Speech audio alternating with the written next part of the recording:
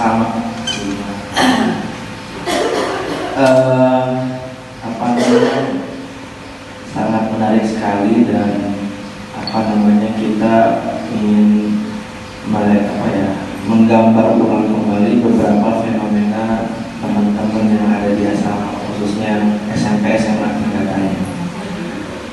Memang ada beberapa anak-anak kita yang mungkin tidak semuanya sama untuk siap dengan beberapa kegiatan baik keagamaan ataupun akademik di sekolahnya gitu. Nah, di antaranya itu ya saya sendiri sih masih belum memahami detail indikator anak ini seperti ABCD, cuman terlihat secara umum berbeda. Kayak misalkan ada yang susah nangkap atau susah nangkap apa namanya arahan, kemudian apa namanya dia umurnya SMP SMA, tapi kalau kelakuan Ustaz aku ngomong di jalan kayak gitu. Ada yang lambat sekali, ada yang macam-macam lah gitu kan. Nah,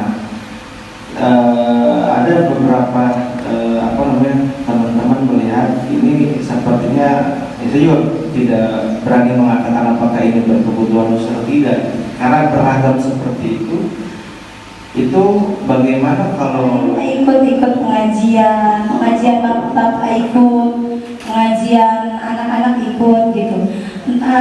Mungkin karena dilepas ya sama ibunya gitu kan, dan dia tuh setiap ketemu orang tua itu salim gitu, langsung salim. Bahkan ketika ada yang meninggal pun dia yang pertama ngangkat apa tuh namanya keranda, dia yang ngangkat keranda. Saya tuh salut ngeliat dia itu tetangga di dekat rumah ibu saya, jadi saya selalu merhatiin dia. Ketemu orang, assalamualaikum gitu, langsung salim. Dan kok beda gitu dengan anak misalnya yang Down syndrome yang biasa saya lihat di sekolah gitu ya. Apa karena dia dilepas gitu di kampung, jadi bisa seperti itu gimana gitu? Yang saya lihat beda antara yang kita lihat di sini dan di rumah itu.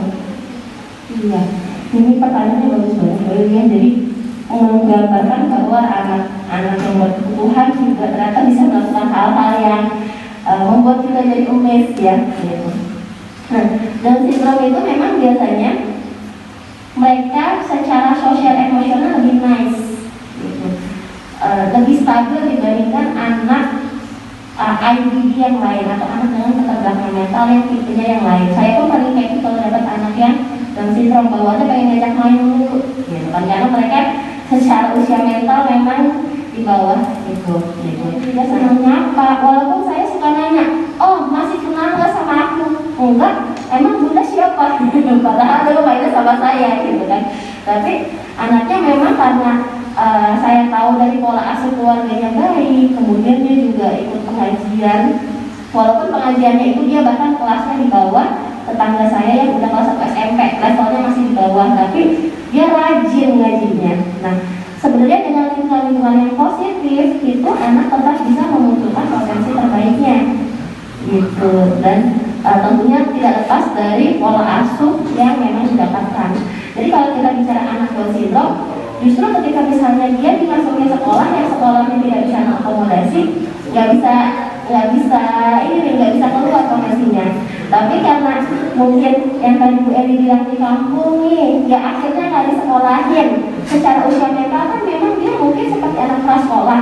Anak prasekolah kan nggak disekolahin ya apa-apa, dia bisa aktivitas di lingkungan, kebutuhannya tetap terpenuhi nih. Gitu.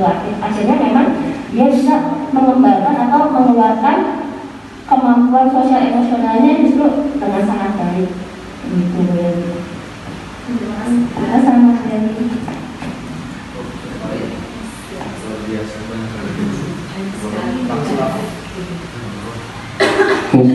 Assalamualaikum warahmatullahi wabarakatuh. Waalaikumsalam. Yang saya hormati narasumber dan tokoh materi Bunda Haiba dan juga Bapak Ibu sekalian. Dan lain-lain. Oke, jadi saya kenalkan okupasi terapi itu adalah sebuah layanan kesehatan yang mana kami berfokus pada kemandirian dari pasien tersebut. Nah, artinya setiap individu, setiap insan manusia yang memiliki gangguan kemandirian dalam aktivitas sehari-hari, dalam aktivitas belajar ataupun aktivitas lainnya, itu bisa jadi ranah pada pasien kita. Yang pertama, biasanya kita menangani pasien gangguan neurologi, bisa dengan lansia, lalu kita menangani pasien dewasa fisik yang mengalami gangguan fisiknya, baik dari kecelakaan ataupun faktor-faktor pendukung lainnya. Lalu kita berkecimpung juga dengan anak berkebutuhan khusus dan pasien dengan gangguan mental. Baik, kegiatan sensori integrasi. Sensori integrasi tidak luput dari namanya sensori. Mungkin yang ibu-ibu ketahui dan umumnya sensori itu cuma ada 5 ya Bu. Tapi yang saya belajar itu sensori itu ada 8. Nah, yang kita bahas sekarang ada 7. Yang mana kalau sensori visual, sensori yang berhubungan dengan penglihatan, lalu auditori berhubungan dengan pendengaran, olfaktori berhubungan dengan penciuman, penghidung maksudnya, lalu gustatori berhubungan dengan pengecap, dan taktil berhubungan dengan peraba.